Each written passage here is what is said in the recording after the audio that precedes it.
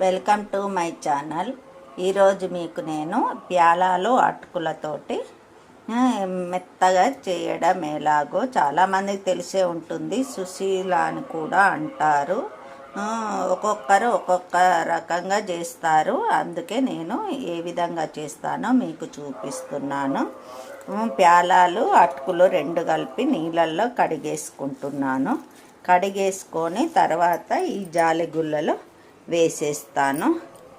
నేను అందులో కావాల్సింది కీర దోసకాయ ముక్కలు, పచ్చిమిర్చి, కల్లెమాకు, కరివేపాకు, మళ్ళీ తర్వాత కొత్తిమీర, పల్లీలు, పసుపు, ఉప్పు వేస్తాను. ఇలా మనం కడగడం వల్ల ఎంత డస్ట్ ఉందో చూడండి మీరే. అటుకులో ప్యాలాల దాంట్లో చాలా ఉంది. ఇది చెట్లకు పోస్తే చాలా మంచిది. చెట్లకు పోయండి. పోసుకొని నేను ఆవాలు, జీలకర్ర, మినపప్పు, ఇంగువ వేశాను.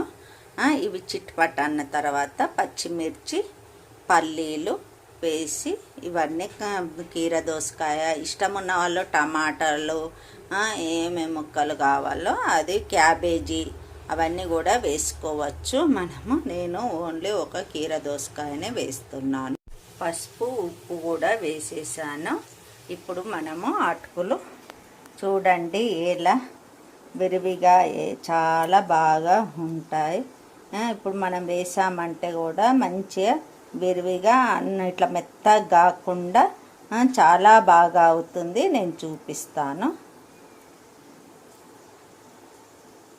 చూడండి ఎలా అయిందో, చాలా బాగా అవుతుంది. మనం నీళ్లు పోసే పని లేదు. మనం ఫస్ట్ నీళ్ళలో నుంచి తీసుకొని జల్లెట్లో వేసుకున్నామంటే చాలు.